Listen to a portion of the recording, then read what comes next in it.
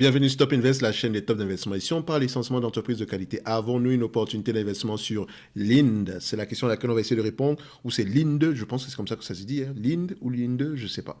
Bref, est-ce qu'on a une opportunité d'investissement sur cette compagnie-là? C'est la question à laquelle on va essayer de répondre en se basant sur les états financiers de la compagnie.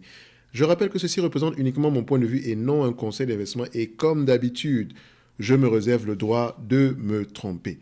Alors, c'est une compagnie qu'on a déjà eu à mentionner ici. Et je rappelle que c'est une demande ici d'un abonné Top Premium. Et donc, dans le service Top Premium, vous pouvez demander des analyses quantitatives comme celle qu'on va faire ici aujourd'hui. D'accord? Donc, le lien est dans la description de la vidéo. Donc, en supplément de ça, pour les 61 places restantes, vous pouvez avoir droit ici à la formation qui sera disponible ici au courant du mois d'avril ici, à savoir comment lire un rapport financier et comment analyser une banque. Lire un rapport financier par les états financiers. Faites attention, ok, pour les 61 personnes restantes ici, en tout cas ceux qui vont s'abonner ici avant que le nombre de places ici ne soit terminé, enfin avant que ça arrive à zéro. Bref, vous avez compris ce que je voulais dire.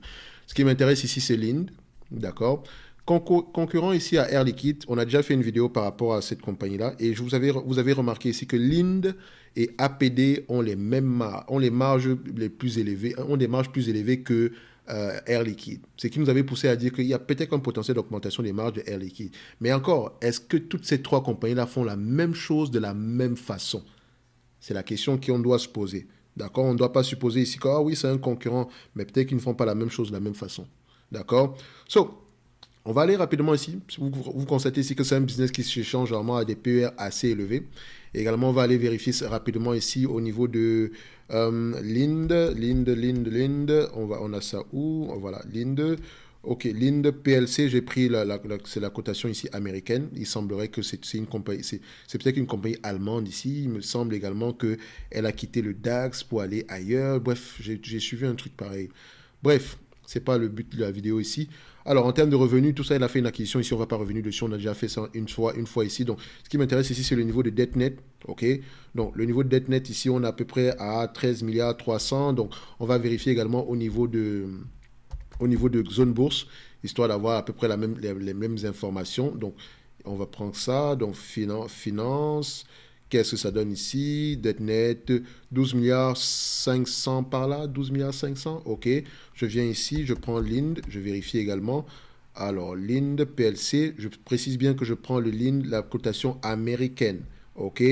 Donc, par exemple, par rapport à la cotation allemande ici, ce qui va, ça sera, on aura peut-être le nombre d'actions qui sera différent ici, mais sinon ça reste la même chose. Sauf que si vous prenez la cotation allemande ici, vérifiez bien que vous prenez le nombre d'actions qui va avec. Ok, donc on voit ici que en termes de dette nette, nous avons combien? Alors ici, nous avons 12 milliards 500, 12 milliards 468, donc je vais l'arrondir ici à 12 milliards 500, ça ne va pas changer grand-chose ici.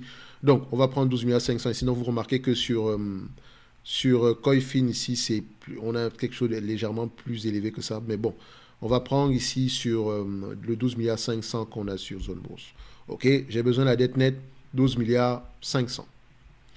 Divisé par le nombre d'actions, d'accord, donc on a à peu près une entreprise qui rachète massivement ses actions. Ici, on est à peu près à 492,5 ou bien 492,6, donc je divise ici par 492,6, pour faire simple. On a 25 dollars et 37 sous de dette nette par action. Attention, est-ce que c'est en dollars exactement? 27 dollars de dette nette par action. Donc, 25 et 37 par action. Donc, on peut utiliser ici 25,4, d'accord, de dette nette. Ok, maintenant, j'ai besoin de mon PER. Le marché paye généralement combien de fois les bénéfices ici? Et déjà, je compare les free cash flow et les net income s'ils parlent le même langage ici. Ici, on vérifie ça, on met ça sur le même graphique. On va se dire ici que sensiblement, oui, hein, les net income ont tendance à être plus élevés, sauf sur les dernières années ici. Donc, quand je dis les dernières années, on va vérifier ça ici, à peu près depuis 2019, 2020, on a des free cash flow plus élevés que les net income ici. De toutes les façons, on va réfléchir en termes de rendement. OK? Si on a tendance ici à prendre les net income, on va faire simple price to earning ici.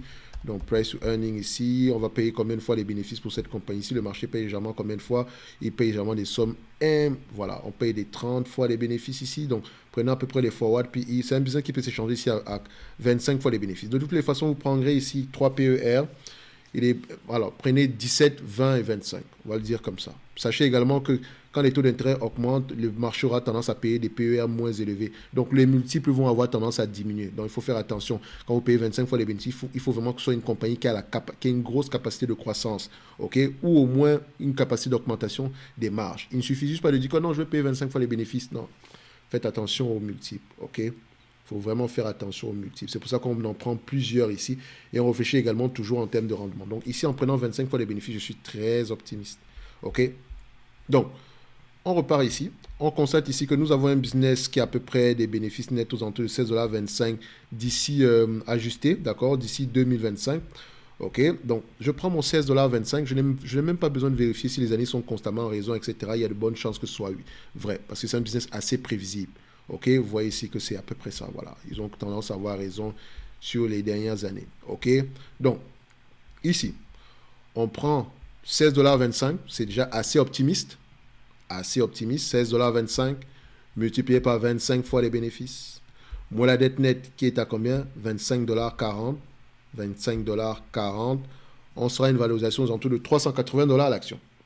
Donc, en achetant la compagnie aujourd'hui à 358, il n'y a pas grand-chose à gagner entre 358 et 380 ici.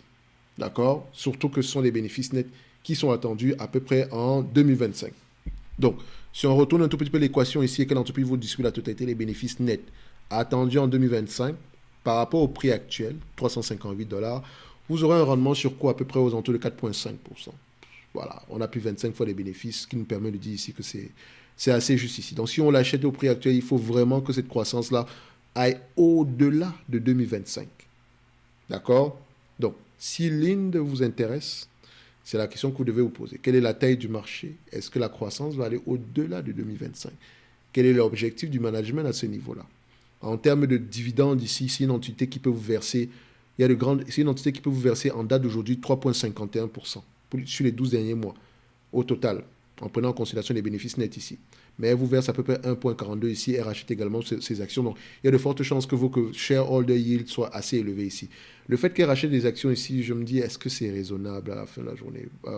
On est à 25 fois les bénéfices. Est-que c'est raisonnable d'acheter les actions à ce niveau-là? Sauf si le management pense que la capacité de croissance est tellement élevée qu'elle pourrait avoir tendance ici que le management pense que le prix actuel est tout simplement assez intéressant vu le potentiel de croissance future. Bref, moi, je n'en sais rien du tout. Quand je regarde les chiffres, j'ai toujours tendance à essayer de rester le plus prudent possible parce qu'on peut faire dire aux chiffres tout et n'importe quoi. C'est pour ça qu'il faut toujours faire attention, ne pas se laisser berner par les chiffres. Ok, on est quantitatif certes, mais on sait également que le quantitatif ne vaut rien s'il n'y a pas des éléments qualitatifs derrière, d'accord? Le quantitatif présente les chiffres. On sait déjà quel genre de questions on va les poser, comme par exemple, on a fait l'acquisition de quelle entité? Est-ce que les marges vont continuer à augmenter? Est-ce qu'on s'attend à une certaine croissance? Ok? Le qualitatif permet de répondre à ces questions-là. Ok? Donc, le quantitatif pose les questions, le qualitatif répond aux questions. Le quantitatif présente les chiffres, le qualitatif fait parler les chiffres. C'est pour ça que je dis toujours que l'analyse fondamentale, c'est du quantitatif et du qualitatif. Donc, j'ai du mal à appeler ce que je fais ici de l'analyse fondamentale. J'appelle ça de l'analyse quantitative. Quand on lit à peu près les rapports, quand je présente à peu près ma note d'analyse, je peux à la limite appeler ça de l'analyse fondamentale. On va le dire comme ça. OK? Donc, ici, pour quelqu'un qui serait intéressé par Lean, voilà, le prix actuel est un peu... Voilà quoi, c'est assez élevé, d'accord? Par rapport à ce qu'on pourrait attendre dans le futur ici. Donc, idéalement, c'est une entreprise qu'on ne met... Enfin, je n'aime plus donner mon prix cible ici, soit à la fin de la journée. Pensez en termes de rendement et posez-vous la question, est-ce que vous aimez... Est-ce qu'il n'y a pas meilleures opportunités sur le marché? C'est également qu'on a tendance à la comparer à Air Liquide ici, mais quand vous regardez bien Air Liquide, qui n'a pas les mêmes marges que cette compagnie ici, vous vous dites que...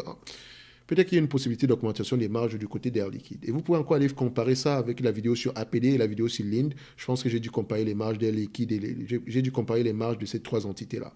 OK? Donc, ce n'est que mon point de vue et non un conseil d'investissement. Comme d'habitude, je me réserve le droit de me tromper et on se donne rendez-vous sur la prochaine vidéo. D'ici là, portez-vous bien et n'oubliez pas, dans la description de la vidéo, vous avez le lien vers le service Top Premium. Merci.